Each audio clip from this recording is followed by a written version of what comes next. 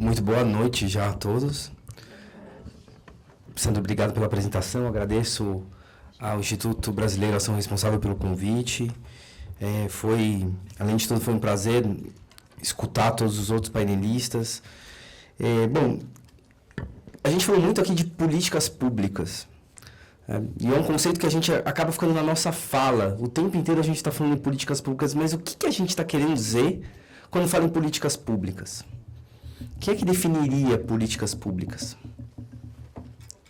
A gente fala em política pública toda vez que a gente quer enfrentar um problema público. Vou compartilhar com vocês alguns exemplos bem antigos do que já foi um problema público. Escravidão, por exemplo, foi um problema público. Como que se resolveu a escravidão? Com uma política pública de fim da escravidão. Uma lei foi aprovada e acabou com a escravidão. A mesma coisa aconteceu com o voto feminino. Mulher não podia votar. Aquilo era um problema público. Como é que você acabou com aquele problema público? Você aprovou uma lei dizendo que a mulher passaria a ter direito de votar. A gente, mais recentemente, lidou com um problema público, que é bastante contraditório, mas fato é que ele foi enfrentado, que foi a famosa lei das palmadas, que praticamente proibiu os pais de darem palmadas nos seus filhos. Havia um problema público, uma política pública foi implementada para acabar com esse problema das palmadas. E por que eu estou falando e exemplificando? O SUS é uma das mais bem-sucedidas políticas públicas de saúde. Talvez seja a política pública de maior inclusão da história do Brasil. Hoje todos os habitantes do Brasil, inclusive estrangeiros, se estiverem transitando por aqui, têm direito de usar o SUS. E quando a gente fala em usar o SUS, a gente fala inclusive o que foi falado aqui pela representante da Anvisa, do direito, toda a proteção sanitária, fiscalização dos estabelecimentos, nos restaurantes, enfim, nos detergentes, sabonetes, enfim, tudo isso é fiscalizado por um órgão de vigilância sanitária que compõe o SUS. Quando a gente fala de políticas públicas oncológicas, será que a gente está tendo políticas públicas eficientes para garantir que o paciente com câncer tenha assegurada proteção na sua jornada? E quando a gente fala em jornada, a gente fala desde a prevenção, aquela pessoa que não tem câncer e pode se prevenir para não ter câncer, o diagnóstico, que tem que ser precoce, o tratamento, que tem que ser oportuno, e talvez o pós, o vivendo com câncer. Será que a gente tem políticas públicas adequadas para resolver os problemas públicos enfrentados pelos pacientes com câncer? Vamos começar com prevenção. Hábitos de vida saudáveis poderiam prevenir pelo menos 27% dos cânceres. É um estudo recente, publicado até aqui no Brasil, e é um dado nacional na FAPESP. A política do tabaco, como foi dito aqui, foi uma política bastante exitosa do Brasil. Só que a gente não está limitado só à questão do tabaco, quando fala em prevenção do câncer. A própria incorporação da vacina do HPV foi algo extremamente positivo. Só que a adesão à dose da vacina está sendo baixíssima, o que pode comprometer todo o gasto que foi feito nessa política pública. Isso é uma questão, talvez, de educação sanitária. Ou então é necessária alguma política pública que consiga contornar esta falta de educação sanitária. Como, por exemplo, vacina dentro da escola. Obesidade. Vocês acham que a obesidade tem alguma relação com câncer?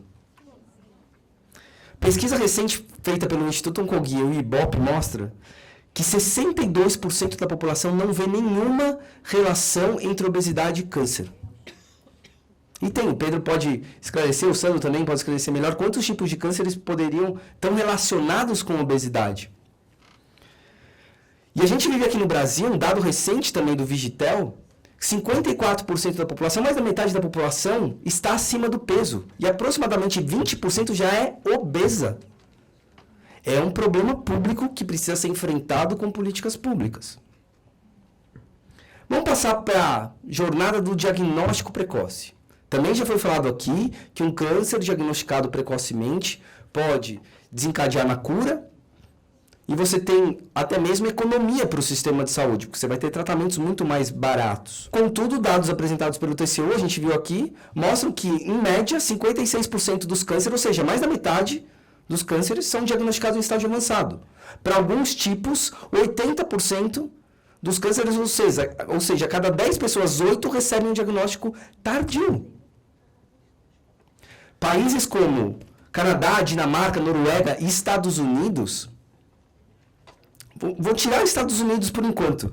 Canadá, Dinamarca e Noruega estão ali numa média de, principalmente Canadá e Noruega, 8%. 8% é o número de pessoas que recebem diagnóstico tardio. 92% recebem diagnóstico precoce. Talvez a gente tenha que se espelhar nesses países. É claro que a realidade é diferente, é claro que você está falando de uma população muito pequena, países ricos, mas talvez a gente tenha que pelo menos se espelhar ali. Estados Unidos, você tem variações de acordo com a etnia, com a raça, está entre 16% e 24%. E o que acontece quando a gente não diagnostica o câncer num estágio precoce? A probabilidade do paciente morrer é alta. Eu, curioso, fui checar qual que é o número, o último dado que existe, qual o número de pessoas que morreram de decorrência de terrorismo no mundo inteiro e o número de pessoas que morreram de câncer. O número de pessoas que morreram de câncer no Brasil, em 2017, é 10 vezes maior do que o número de pessoas que morreram de terrorismo no mundo inteiro. Quando a gente fala o dado, morreram tantas mil pessoas, 218 mil pessoas morreram de câncer aqui no Brasil, em 2017. Parece um número qualquer, mas pensa nessa comparação, 10 vezes mais do que o número de pessoas falecidas por terrorismo no mundo inteiro. É chocante. Eu lembro de um caso de uma paciente que entrou em contato com o 0800 do Instituto Oncoguia. A gente tem um 0800 que atende pacientes de todo o Brasil para esclarecer dúvidas sobre qualidade de vida, sobre seus direitos sociais e para tentar ajudar a pessoa a acessar o sistema de acordo com as regras do sistema. E ela ligou basicamente com o seguinte problema. Ela tinha claros sinais e sintomas de câncer de colo retal. Inclusive tinha casos na família. E quando ela passou num posto de saúde e o médico lhe recomendou a colonoscopia, disseram o seguinte para ela: olha, a gente não tem uma vaga aqui para já te encaminhar, mas espere na sua casa que a gente vai ligar para você para dizer quando e onde você vai realizar esse procedimento. Quando essa pessoa ligou no Oncoguia, ela estava 6 meses aguardando por um telefonema para dizer quando e onde. E a dúvida dela é: será que eu estou no sistema? Será que eles ainda lembram de mim? Será que eu tenho que ir até lá? Será que eles vão ficar bravos se eu for até lá? Eu não sei, aqui tem muita gente jovem, talvez vocês não se lembrem como é que é viver sem o Waze. Né? Hoje quem dirige ou quem pega carona sabe que é impossível viver sem o Waze. Você coloca o Waze até mesmo para fazer o caminho que você faz todos os dias, pelo menos para saber quando e onde você vai chegar. Né? Quando, o horário que você vai chegar. A missão do Waze, vocês entrarem no site do Waze, a missão do Waze é: nós queremos evitar a frustração de ficar parado no trânsito. Pensem o que é a frustração de um paciente que não sabe nem quando nem onde ele vai ser atendido. É algo absolutamente indigno. É algo absolutamente indigno. E o que a gente está fazendo para resolver esse problema público? Que políticas públicas que a gente está fazendo para resolver esse problema público? E como muito bem apontado pelo TCU, você tem uma série de fatores que contribuem para esse problema e você vai ter que enfrentar diversas causas desse problema. A gente tem discutido muito um projeto de lei que garante transparência nas listas de espera dos procedimentos. Só a transparência vai resolver o problema? Obviamente que não. Mas a transparência vai fazer a pessoa poder se enxergar no sistema, a transparência vai poder fazer o gestor enxergar o mapa do problema que ele tem. E a gente tem exemplos como Santa Catarina, que fez isso, inclusive reduziu o número de ações judiciais, porque a pessoa se enxergou no sistema. Porque o gestor enxergou que uma mesma pessoa estava em 3, 4, 5 filas diferentes e conseguiu fazer todo um ajuste. Vamos para a fase do tratamento. Se eu dissesse para vocês, se vocês recebessem um diagnóstico de câncer de pulmão, de células não pequenas, assim que se fala, de células não pequenas. Foi o exemplo dado aqui pelo Pedro. E vocês pudessem escolher um estado, algum hospital de algum estado desses que eu vou falar para serem tratados. Rio de Janeiro, Pará ou Pernambuco. Onde vocês escolheriam? Se vocês pudessem, não é assim que funciona o SUS. Vocês não podem escolher o hospital para o qual você vai ser encaminhado. Mas caso vocês pudessem escolher, quantos aqui eu tirei Barretos de propósito? Aí é covardia.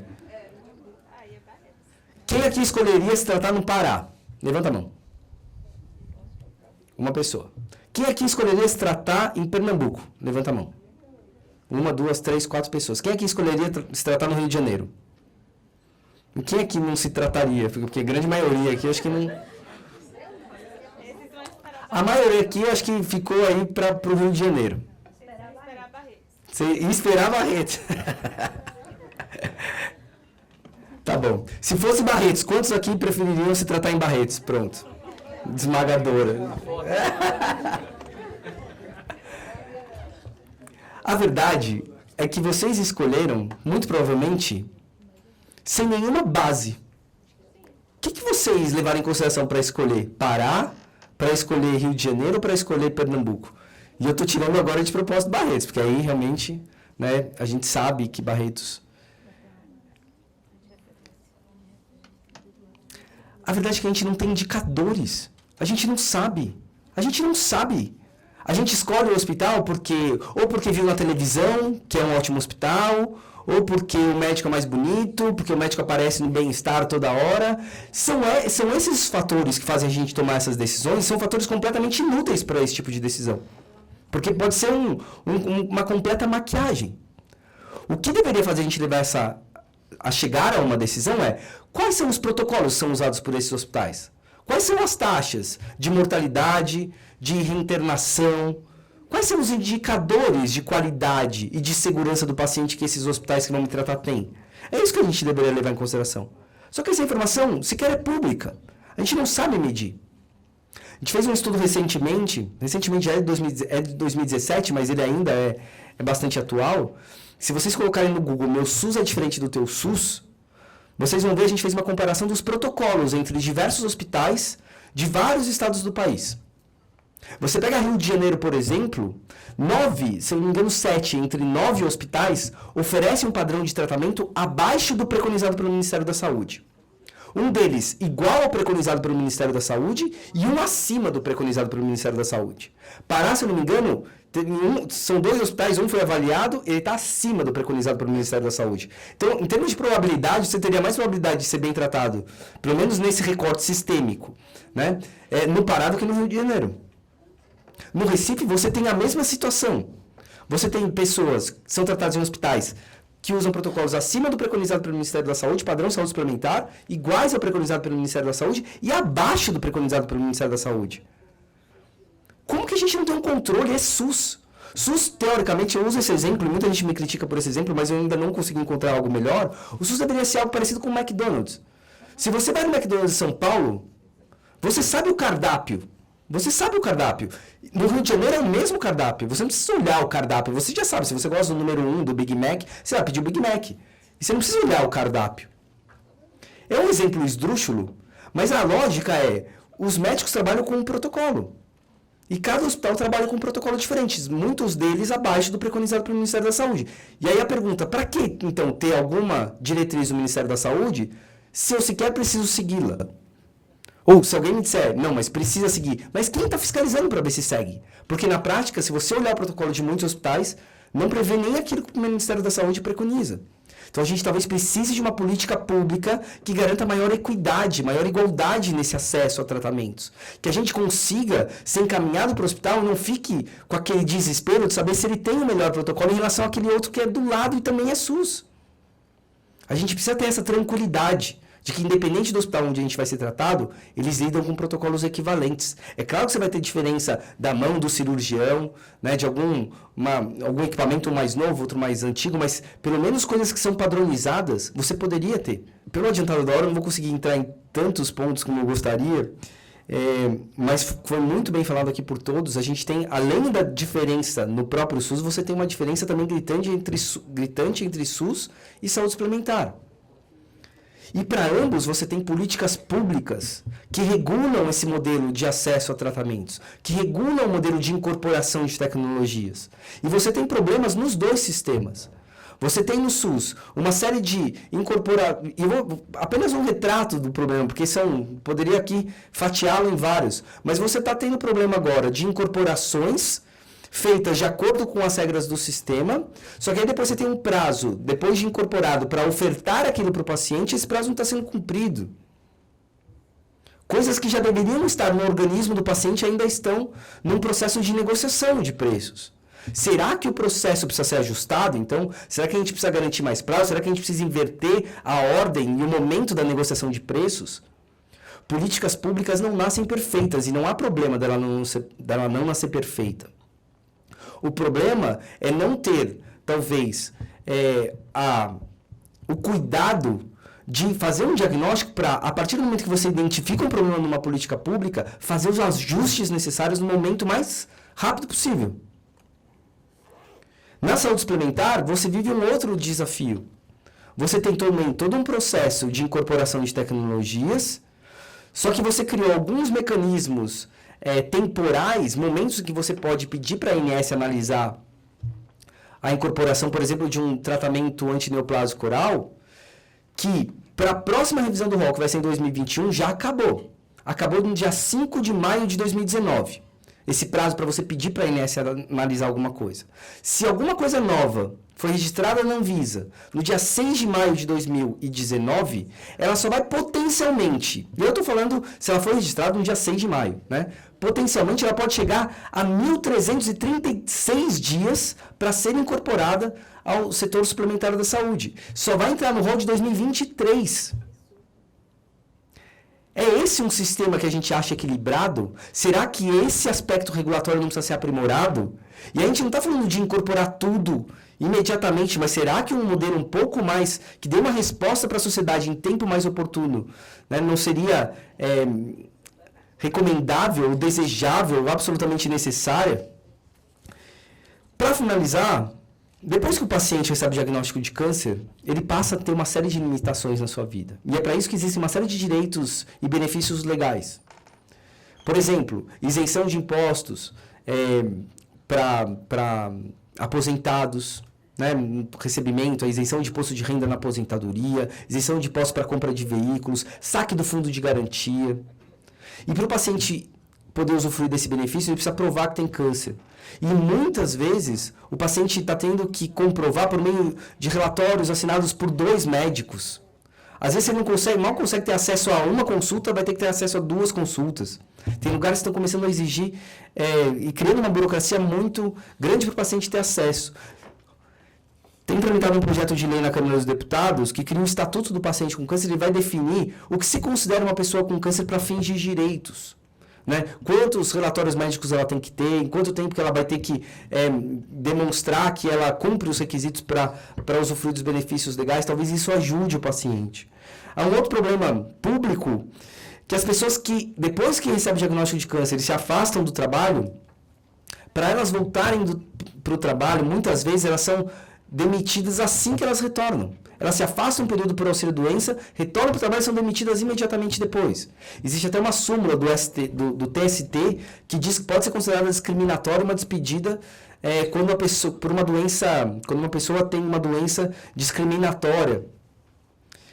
E muitos juízes têm entendido que o câncer é uma doença discriminatória quando ela é mandada embora assim que ela retorna do auxílio-doença. Mas será que a gente precisa do cenário que a pessoa tem que entrar com uma ação judicial? Será que não poderia existir uma política pública que garantisse alguma estabilidade, pelo menos para a pessoa poder provar que ela tem condições de continuar fazendo o trabalho dela?